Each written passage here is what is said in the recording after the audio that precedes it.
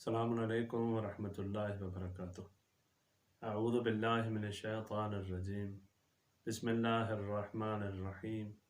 الحمد للہ رب العالمین، الصلاة والسلام علی سید الانبیاء والمرسلین وعلی اہل بیتہ الطیبین الطاہرین المعصومین واللعنۃ الدائمۃ علی اعدائہم اجمعین۔ اما بعد فقد قال رسول اللہ صلی اللہ علیہ وآلہ وسلم ایہا الناس انہ قد اقبل الیکم شہر اللہ بالبرکہ والرحمہ والمغفرہ، شہر هو عند اللہ افضل الشہور ولیالیہ افضل اللیالی وایامہ افضل الایام ولیالیہ افضل اللیالی وساعاتہ افضل الساعات وہو شہر دعیتم فیہ الی ضیافت اللہ وجعلتم من اہل کرامت اللہ۔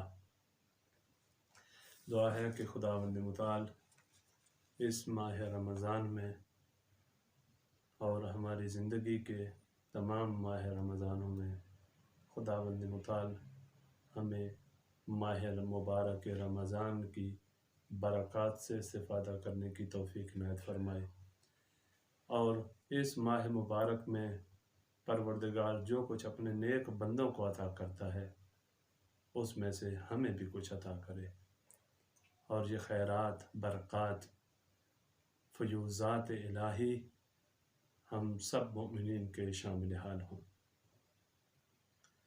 انتہائی مہم ایام، انتہائی بابرکت راتیں اور انتہائی بابرکت لحظات۔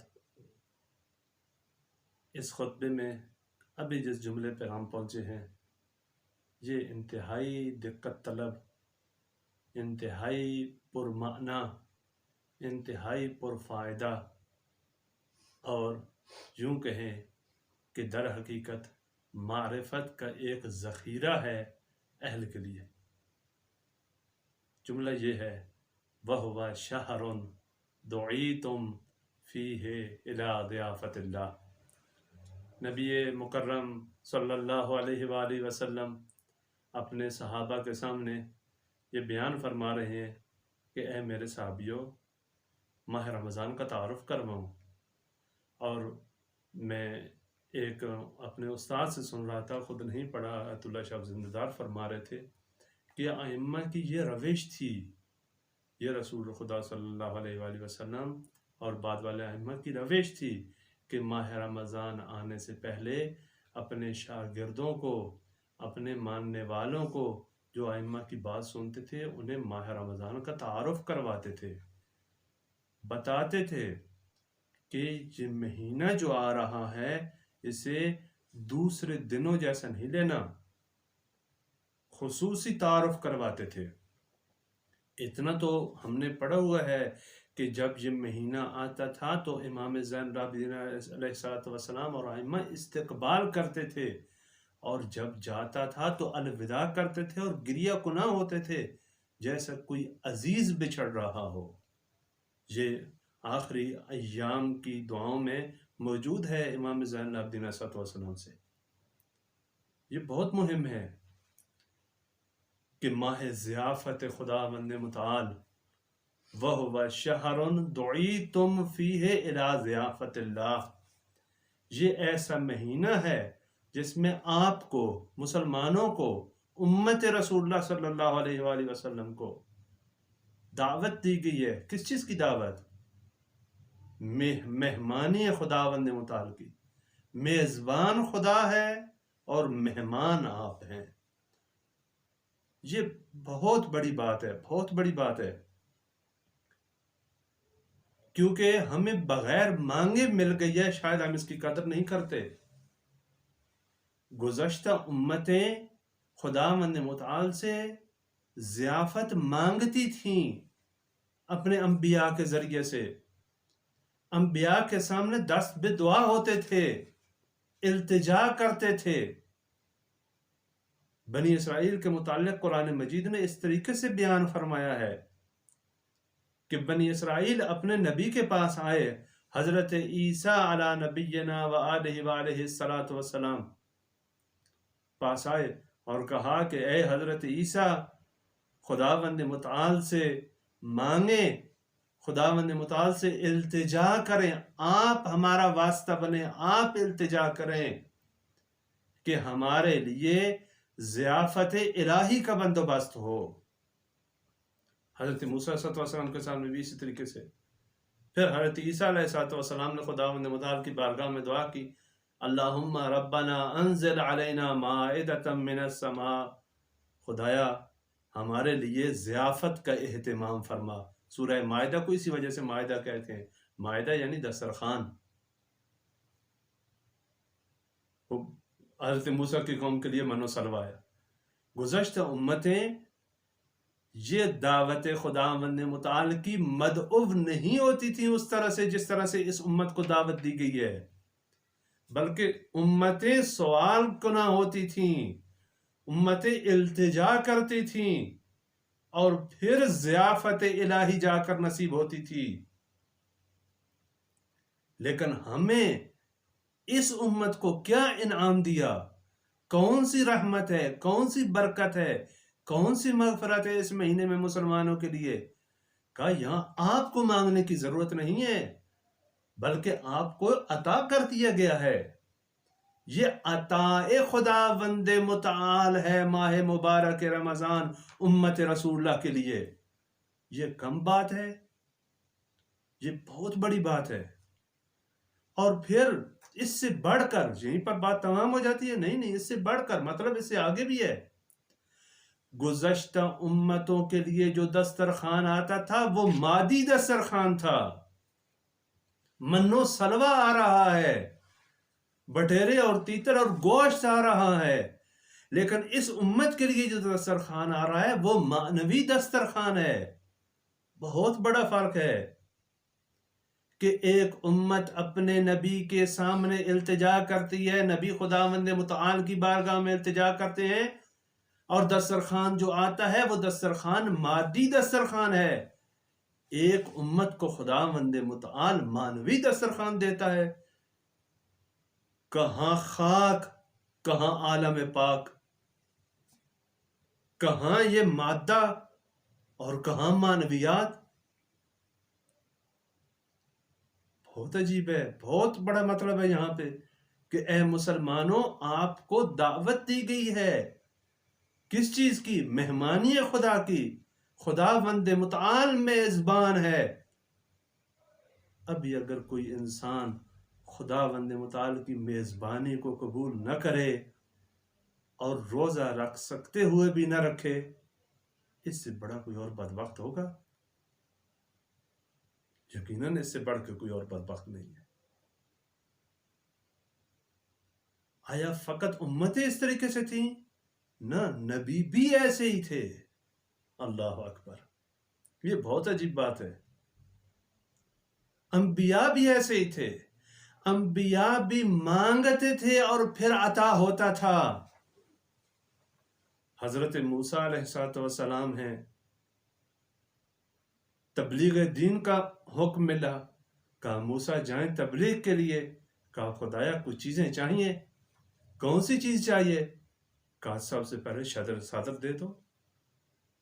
قال رب اشرح لی صدری ویسر لی امری واحلل عقدۃ من لسانی یفقہوا قولی۔ اور پھر آگے آیت کا ادامہ جو ہے، حضرت موسیٰ علی نبینا و آلہ و علیہ السلام خداوند متعال سے تبلیغ کے موقع پر شرح صدر مانگ رہے ہیں، لیکن ہمارے نبی کو کیا فرمایا؟ الم نشرح لک صدرک، آیا ہم نے آپ کو شرح صدر نہیں دی؟ عجب نہیں ہے کہ گزشتہ امتوں کے انبیاء حسرت کرتے تھے کہ آخری امت کے آخری نبی کے امتی ہوں۔ کیوں؟ ایک بات یہ ہے کہ وہاں نعمات مانگنے سے ملتی ہیں، یہاں بغیر مانگے مل رہی ہیں، اور جو مانگ کے ملتی ہیں وہ مادی نعمات ہیں، لیکن یہاں مانوی نعمات مل رہی ہیں۔ وہاں نبی شرع صدر مانگ رہے ہیں، یہاں نبی کو شرع صدر عطا کر دی گئی ہے۔ بڑا فرق ہے امام الانبیاء میں اور دوسرے انبیاء میں، بڑا فرق ہے۔ وَهُوَ شَهْرٌ دُعِیتُم فِیہ اِلیٰ ضِیافَۃِ اللہ۔ اے مسلمین جہان، اے مسلمانوں، آپ کو دعوت دی گئی ہے، او ضیافت الہی میں آ جاؤ، او خداوند متعال کی مہمانی قبول کرو۔ خدا دعوت دے رہا ہے، مسلمان آپ خدا کی دعوت کو قبول کرو۔ یہ ہے روزہ۔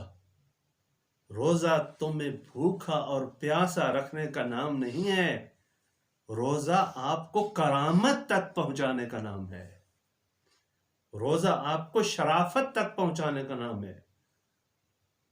اس لیے آپ کو بلایا گیا ہے۔ کیوں بلایا گیا ہے؟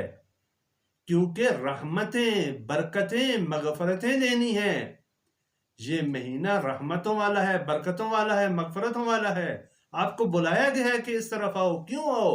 تاکہ یہ چیزیں آ کے لے لو، ادھر ادھر نہیں جاؤ، ایڈریس گم نہیں کرو، غلط راہوں پہ نہیں چلو، جہاں نہیں جانا وہاں نہیں جاؤ، جہاں بلا رہے ہیں اس طرف آؤ۔ گلہ کیا گزشتہ امتوں سے، نعمات اتنی نہیں تھی جتنے ہمیں دی، جن میں سے ایک یہ ماہ رمضان ہے۔ کیا گلہ فرمایا؟ گلہ فرمایا، کہا کہ یہ کیا بات ہے کہ جب تمہیں کوئی برائی کی طرف دعوت دیتا ہے، اختلاف کی طرف دعوت دیتا ہے، تفرقے کی طرف دعوت دیتا ہے، تم بھاگ جاتے ہو۔ ان یرو سبیل الغی یتخذوہ سبیلا، اگر گمراہی کا راستہ دیکھو فوراً سب چل پڑتے ہو۔ وَإِن يَرَوْا سَبِيلَ الرُّشْدِ لَا يَتَّخِذُوهُ سَبِيلًا، اور اگر تمہارے لیے کوئی ہدایت کی بات کرے تہمتیں لگاتے ہو۔ جو خدا کی طرف بلائے اسے مقصر کہتے ہو، جو اہل بیت کے دین کی توہین کرے اسے موالی کہتے ہو۔ ان یروا سبیل الغی یتخذوہ سبیلا، اگر برا راہ دیکھیں، غی کا راہ دیکھیں، گمراہی دیکھیں، فوراً دوڑ پڑتے ہیں۔ وَإِن يَرَوْا سَبِيلَ الرُّشْدِ لَا يَتَّخِذُوهُ سَبِيلًا، اگر رشد دیکھیں، وہ راہ دکھائی جائے جس میں ان کا رشد ہو، لا يَتَّخِذُوهُ سَبِيلًا، اس راہ کو اپناتے نہیں ہیں۔ یہ گزشتہ امتوں کے بارے میں کہا۔ خدا نہ کرے اس امت میں ایسے افراد ہوں۔ اور دعوت خدا کی طرف خدا نے دعوت دی ہے ماہ مبارک رمضان میں۔ دعوت خدا کیا ہے؟ دعوت خدا دین خدا ہے۔ دعوت خدا ماہ رمضان میں روزہ ہے۔ دعوت خدا ماہ رمضان کی مغفرتیں، برکتیں اور رحمتیں اکٹھی کرنا ہے۔ یہ دعوت خدا ہے، اور یہ چیز آپ کو بتائی گئی ہے، کہی گئی ہے، نبی صادق نے آ کر یہ بیان کیا ہے۔ پھر اس کے بعد وَجُعِلْتُمْ فِيهِ مِنْ أَهْلِ كَرَامَةِ اللَّهِ، کرامت کے خواہاں ہو،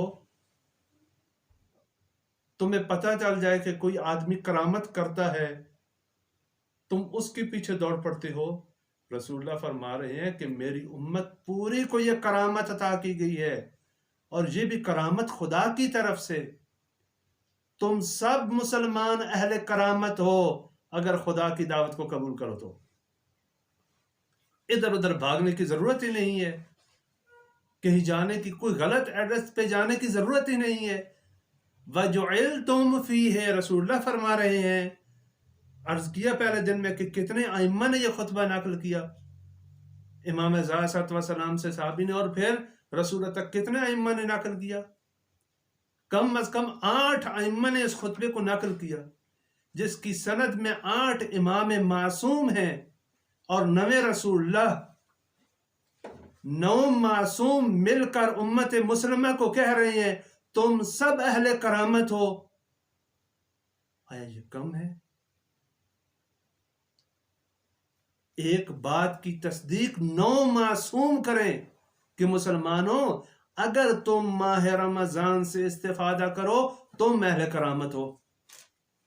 تم کس کے پیچھے بھاگتے ہو؟ جس نے دیوار دوڑائی وہ اہل کرامت ہے. اللہ اکبر. کرامت اور معجزہ دین خدا کی تبلیغ کے لیے ہے. کرامت اور معجزہ وہ فعل ہے کہ جس کا نتیجہ دین خدا کی طرف پلٹتا ہے. یہ کرامت اور معجزہ ہے. کرامت اور کرتب میں بہت بڑا فرق ہے. کرتب، جادو، شعبدہ بازیاں یہ سیکھے جاتے ہیں، یہ سیکھنے کے قابل ہیں. خداوند متعال نے انسان کے وجود میں بے پناہ صلاحیتیں رکھی ہیں، لیکن فرمایا ہے کہ ہر صلاحیت کو تم نے بروئے کار نہیں لانا. شریعت اسی لیے آئی ہے. دیکھنے کی صلاحیت، مثال عرض کروں آپ کی خدمت میں، دیکھنے کی صلاحیت. آپ دنیا میں کس کس چیز کو دیکھ سکتے ہیں؟ آپ کہیں کس کو نہیں دیکھ سکتے؟ لیکن فرمایا نامحرم کو نہیں دیکھنا، فلاں جگہ نہیں دیکھنا، فلاں جگہ نہیں دیکھنا. بھائی خدا نے خود طاقت دی اور پھر کہا نہیں دیکھنا. کہا جی ہاں طاقت دی ہے، اختیار دیا ہے، لیکن فرمایا ہے کہ اے حضرت انسان اپنے اختیار سے اس طرف دیکھنا ہے جس طرف تیرا خدا چاہتا ہے. ہر چیز سن سکتے ہیں لیکن ہر چیز نہیں سننی. اس ہاتھ میں کتنی طاقت ہے انسان کو زور بازو میں. کہا ہر طاقت کا استعمال ہر جگہ آپ نے نہیں کرنا. یہ بہت ساری مثالیں. اسی طریقے سے وجود میں بھی بے پناہ صلاحیتیں رکھی ہیں. کہا اپنی صلاحیتوں کو جادو کی طرف نہیں لے کے جانا، فلاں چیز کی طرف نہیں لے کے جانا. منع فرمایا کہ یہ کام ان صلاحیتوں سے نہیں کرنے. اس کا مطلب یہ نہیں ہے کہ خدا نے دی ہے پس جو کچھ کرو. نہ، خدا نے دی ہے تو خدا نے طریقہ استعمال بھی بتایا ہے کہ تمہیں کیا کرنا ہے.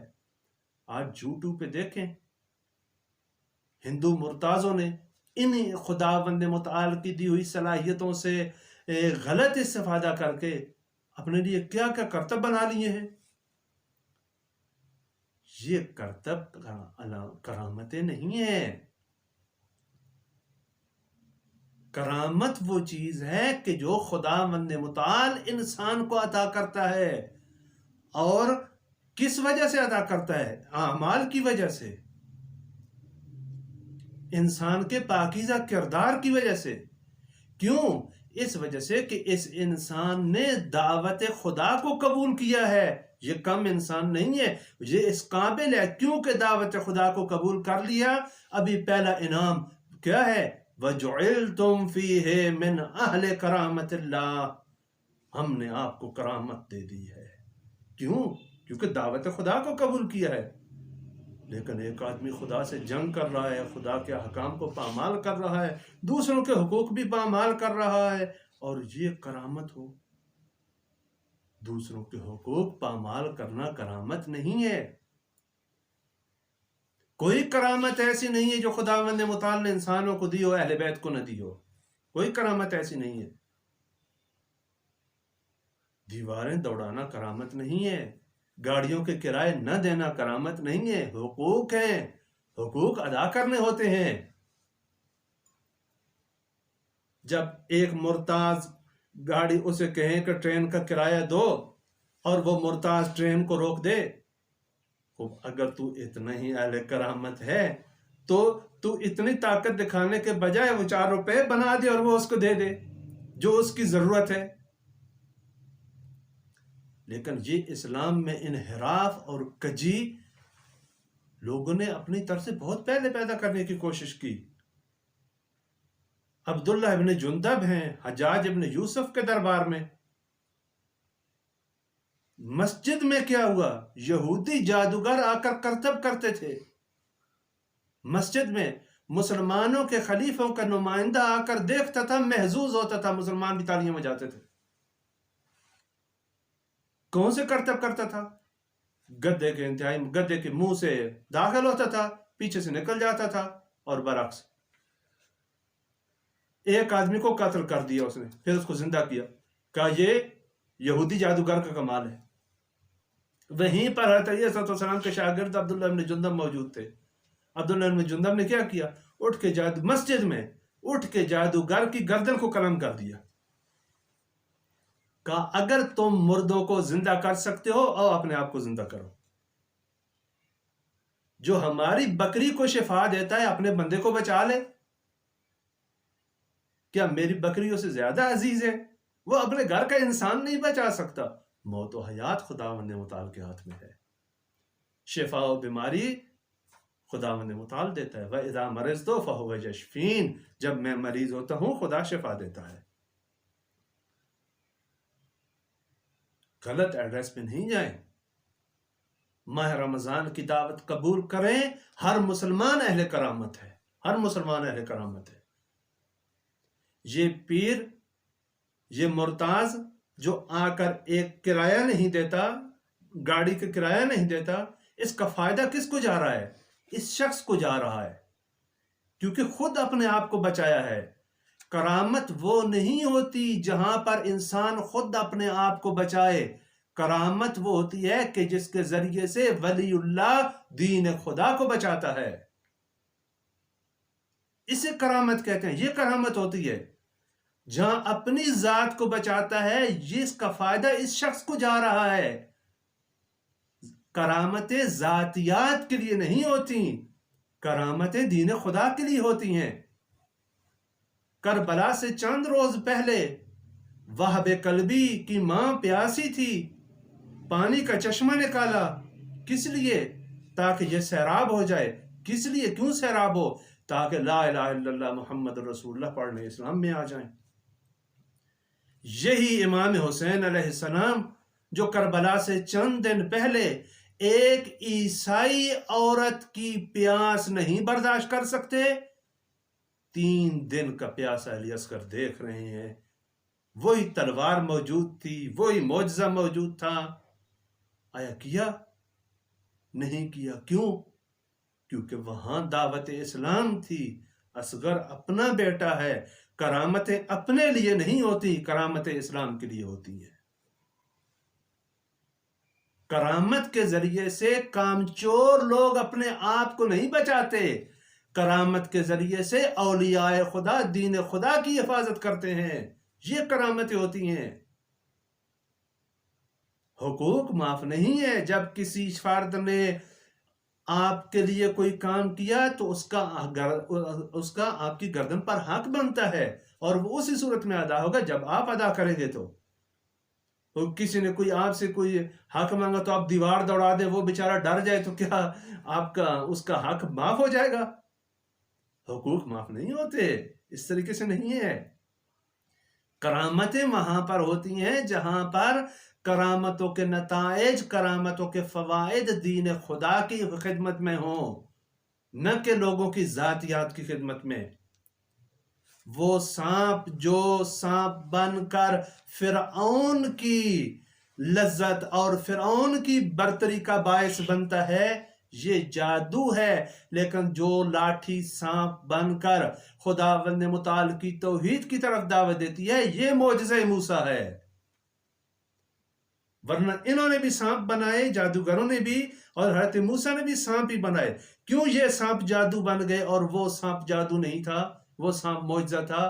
کیونکہ اس سانپ کا فائدہ فرعون کو ہو رہا تھا. اس سانپ کا فائدہ اس شخص کی طرف جا رہا تھا کہ جو نبی کے مخالف ہے، جو وہ کام کر رہا ہے جو نبی نہیں کر رہے، نبی کی مخالفت کر رہا ہے. جہاں پر کرتبوں کے فائدے دین خدا کی مخالفت میں جائیں، یہ شعبدہ بازیاں ہوتی ہیں، یہ جادوگر ہوتے ہیں، یہ غیر عادی کام ہوتے ہیں. لیکن جہاں پر غیر عادی کاموں کے فوائد، آثار، نتائج دین خدا کی طرف پلٹتے ہیں، یہ کرامتیں ہوتی ہیں. اس کو کرامت کہتے ہیں. وَجُعِلْتُمْ فِيهِ مِنْ أَهْلِ كَرَامَةِ اللَّهِ. او دعوت خدا کو قبول کرو. 9 معصوم زبانیں یہ فرما رہی ہیں مسلمانوں، سب اہل کرامت ہو جاؤ گے.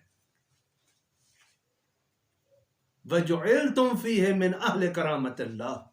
اے مسلمانوں، او دعوت خدا کو قبول کرو. یہ کرامت مانگنی نہیں پڑے گی. تمہیں ریاضت کر کے اس کرامت تک نہیں پہنچنا پڑے گا، یہ کرامت خود بخود آپ تک آ جائے گی۔ پھر آگے کچھ کرامتوں کو بیان بھی کیا، اسی خطبے میں رسول اللہ نے بیان فرمایا، کہا اے حضرت انسان، تو آ تو صحیح اس دعوت کی طرف، تو قدم تو رکھ اس وادی میں، تو ایک دفعہ صدق کے دل سے آ جا اس بارگاہ میں، پھر دیکھنا کرامت نصیب نہ ہو تو کہنا۔ حضرت آیت اللہ حسن زادہ امام علی حفظہ اللہ تعالی ہمارے اساتید کے استاد فرماتے ہیں، تو کہ از صدق دل گفتی یا اللہ، لبیک نشنیدی گلے کن، کہا تو نے کب سچے دل سے خدا کی بارگاہ میں خدا کو پکارا ہے، کب تو نے صدق کے دل سے یا اللہ کہا ہے اور جواب نہیں آیا، گلہ کرو، بتاؤ۔ اے انسان، تو نے کب دعوت خدا قبول کی ہے کہ تجھے کرامت نہیں ملی، گلہ کرو۔ فارسی کا ایک مقولہ ہے، گر گدا کاہل بود تقصیر صاحب خانے چیست، کہ مانگنے والا ہی سست ہو، نہ دینے والے کی کیا غلطی ہے۔ اہل بیت نے سب کچھ بتا دیا ہے، ادھر ادھر جانے کی ضرورت نہیں ہے۔ اہل بیت نے دعا بتائی ہے، دعا کا طریقہ بتایا ہے، خدا کی بارگاہ میں آنے کا طریقہ بتایا ہے، سلیقہ بتایا ہے، سب کچھ بتایا ہے۔ لیکن آؤ تو صحیح دین کی طرف۔ آج ایک سازش ہے، وہ کون سی؟ علماء سے دور کریں۔ علماء سے دور کریں، کس سے دور کریں گے؟ دین سے دور کر رہے ہیں، یہ دین سے دوری ہے۔ جب علم نہیں ہوگا، دین نہیں ہوگا، یہ ائمہ کی حدیث کیسے آپ تک پہنچے گی؟ جو ائمہ کی حدیث، اگر فرض کریں ایک علاقے میں سارے ڈاکٹر مار دیے جائیں، آپ فرض کریں کسی ایک علاقے میں سارے ڈاکٹر مار دیے جائیں، یا ایک گورنمنٹ ہو جو کہے کہ کسی ایسے گورنمنٹ ہے کہ فلاں علاقے میں ڈاکٹروں کا داخلہ ممنوع ہے، اس کا مطلب کیا ہے؟ اس کا مطلب یہ ہے کہ لوگوں کو مارنا چاہتے ہیں۔ کون سی کس چیز کو؟ جسموں کو۔ لیکن اگر کوئی معاشرہ ایسا ہو جہاں پر کہیں عالم کا داخلہ ممنوع ہے، یعنی دین کو مارنا چاہتے ہیں، یعنی معنویات کو مارنا چاہتے ہیں، یعنی روحانیت کو مارنا چاہتے ہیں، وہ ڈائریکٹ آپ کو نہیں کہتے کہ دین چھوڑ دو، وہ کہتے ہیں جس ذریعے سے دین آ رہا ہے وہ ذریعہ بند کر دو۔ پاکستان کے ایک آدمی کو مودی آ کر نہیں کہے گا کہ تم اپنی فصل کو پانی نہیں لگاؤ، وہیں پر پیچھے پانی روک لے، کس تک پانی پہنچے گا ہی نہیں، یہ کہنے کی ضرورت ہی نہیں ہے۔ وہ نہر، وہ شاہراہ جس سے علوم اہل بیت آ رہے ہیں، اس شاہراہ کو روک دو، اس شاہراہ کو روک دو تو کیا ہوگا؟ تمہاری ایک دو نسلوں کے بعد تم پتہ ہی نہیں چلے گا کہ معصوم کون تھے، ان کی حدیث کیا تھی، دنیا میں کہیں پر ہوا؟ جی ہاں ہوا۔ کہاں پر؟ یہ جو روس کے ماتحت ریاستیں تھیں، وہاں پہ کیا ہوا؟ آج وہاں پہ 80% شیعہ تھے، آج وہاں پر اسلام کا نام تک نہیں جانتے، فقط لفظ شیعہ کو جانتے ہیں، اسلام کا نام تک نہیں جانتے۔ پاکستان میں بھی ایسے علاقے ہیں، بعض میں خود دیکھے ہیں میں نے۔ بہت عجیب بات ہے یہ۔ اگر وہ شاہراہ روک دی جائے، وہ نہر کرامت، وہ نہر برکت، وہ نہر مغفرت، وہ نہر خداوند متعال کی ضیافت کی نہر اگر روک دی جائے، انسان ضیافت تک کیسے پہنچے گے؟ آج کے زمانے میں کوئی آپ کو یہ نہیں کہے گا کہ علی کو آ کر چھوڑ دو، ولایت میں آ کر تعریف کریں گے۔ آج کل کے زمانے میں کوئی یہ نہیں کہے گا تعلیمات امام جعفر صادق قسم کو چھوڑ دو، بلکہ یہ کہیں گے کہ جو تعلیمات محمد و آل محمد بیان کرتے ہیں ان کو چھوڑ دو، یہ غلط لوگ ہیں، ان کی اتنی شخصیت کشی کرو، اتنی تخریب کاری کرو کہ لوگ ان کے پاس ہی نہ آئے۔ یہی کام امیر شام نے حضرت علیہ الصلوۃ والسلام کے ساتھ کیا تھا کہ شام کے لوگ یقین نہیں کرتے تھے کہ علی نماز بھی پڑھتے ہیں۔ جب خبر پھیلی علی شہید ہو گئے، کہاں شہید ہو گئے؟ مسجد میں۔ کہا علی مسجد بھی جایا کرتے تھے۔ پراپوگنڈا کیا کرتا ہے انسانوں کے ساتھ. سمجھنا چاہیے کہ کس کو روکنے کے پیچھے کیا ہدف رکھتے ہیں. آیا ہم ایک ایک کے جوان کے کان میں آ کر پھونکیں گے کہ تم کلام اہل بیت نہ سنو؟ بس ان چسکوں پہ لگا دیں گے اور نتیجہ کیا ہوگا کہ لوگ نسلیں اہل بیت کے کلام سے اجنبی ہو جائیں گی. جب ایک دو نسلیں اجنبی ہو جائیں گی تو آنے والی نسلیں کہیں گی کہ ہم تو جب سے پیدا ہوئے ہم نے یہی سنا ہے. اسی طرح ہوتا ہے نا کہ جب سے ہم پیدا ہوئے ہم نے یہی سنا ہے. نتیجہ کیا ہوگا؟ نتیجہ یہ ہوگا کہ آئندہ نسلیں دین سے ناآشنا ہو جائیں گی. کہا آؤ دعوت خدا کی طرف. یہ شاہراہیں جو اہل بیت سے آپ کی طرف کھلی ہیں ان شاہراہوں کو بند نہیں کرو. غیبت کے زمانے میں آپ کو معصوم نہیں ملے گا. ان شاہراہوں کو بند نہیں کرو. ان شاہراہوں کے ذریعے سے کلام اہل بیت آپ تک آئے گا. ان شاہراہوں کو بند نہیں کرو.